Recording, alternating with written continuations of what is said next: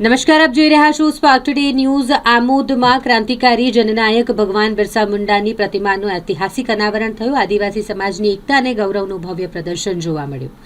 આદિવાસી સમાજના આરાધ્ય દેવતા અને ક્રાંતિકારી જનનાયક ભગવાન બિરસા મુંડાની પ્રતિમાના અનાવરણ પ્રસંગે આખું શહેર ગૌરવ ગાજ અને જનમેદનીથી ઝળહળી ઉઠ્યું। સમસ્ત આમોદ તાલુકા આદિવાસી સમાજના સહકારથી તિલક મેદાન ખાતે ભગવાન બિરસા મુંડાની પ્રતિમાનું ધામધૂમથી અને ઐતિહાસિક મહિમા સાથે અનાવરણ કરવામાં આવ્યું। આ કાર્યક્રમ માત્ર પ્રતિમા અનાવરણ નહીં, પરંતુ આદિવાસી અસ્તિત્વ, સંઘર્ષ અને સ્વાભિમાનનો પ્રચંડ ઘોષ હતો।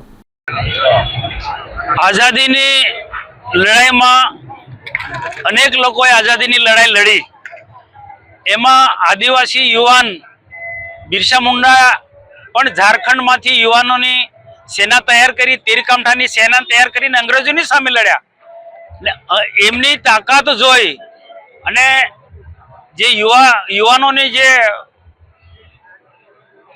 બિરસા મુંડાની જે બ્રિગેડ હતી, એના તીરકામઠા સાથેનું યુદ્ધની તાકાત જોઈને અંગ્રેજોએ એમની ધરપકડ કરીને એમની સાથે એક દગો કર્યો અને એમને મારી નાખ્યા। એવો ઇતિહાસ આ બિરસા મુંડાના જીવનમાંથી આદિવાસી સમાજે ઘણી બધી પ્રેરણા લેવાની છે।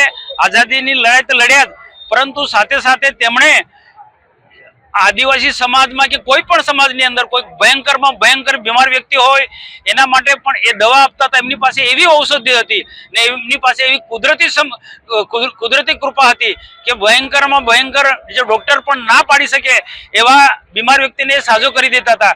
એટલે એને લોકો ભગવાન બિરસા મુંડા તરીકે માનતા હતા।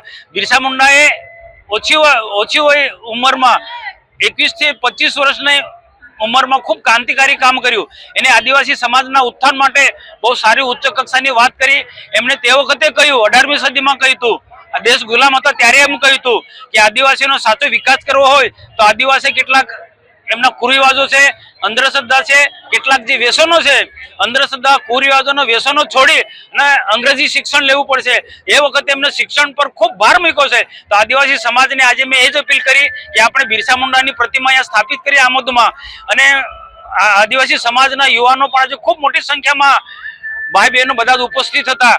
તો બિરસા મુંડાના જીવનમાંથી આપણે સૌએ પ્રેરણા લેવી જોઈએ અને સાચા અર્થમાં આદિવાસીના વિકાસ માટે દેશના પ્રધાનમંત્રી અને ગુજરાતના માનનીય મુખ્યમંત્રી ભૂપેન્દ્રભાઈ પટેલ સાહેબ પણ અનેક પ્રકારની બધી યોજના લઈને ચાલે છે। શિક્ષણથી માંડીને, રોજગારથી માંડીને બધી જ રીતના આપણા વિસ્તારની અંદર મોટા મોટા ઉદ્યોગો આવ્યા છે। તો આ ઉદ્યોગોમાં પણ આપણે સારું શિક્ષણ પ્રાપ્ત કરીશું, અંગ્રેજી, ગણિત, વિજ્ઞાન વાળું શિક્ષણ પ્રાપ્ત કરીશું તો આ મોટા મોટા ઉદ્યોગોમાં આપણા યુવાનોને રોજગારી મળે, કામ મળે અને સરકારી નોકરી મેળવવામાં પણ ગુણવત્તાવાળું શિક્ષણ જે બિરસા મુંડાએ કહ્યું છે એ પ્રકારે અંગ્રેજી શિક્ષણ આપણે મેળવીશું તો આદિવાસી સમાજની, ગરીબ સમાજની એ ઉન્નતિ થશે। એ આજે અપીલ કરી અને આવનારા દિવસોમાં જે ભારત 2047 સુધીમાં વિકસિત ભારત બનાવવાનો છે તે વખતે ગુજરાત ને ભરૂચ જિલ્લો પણ પાછળ ના રહે અને આદિવાસી સમાજ પણ પાછળ ના રહે, એટલા માટે મેં આદિવાસી સમાજને પણ વિકાસના માર્ગે જોડવાની અપીલ કરી।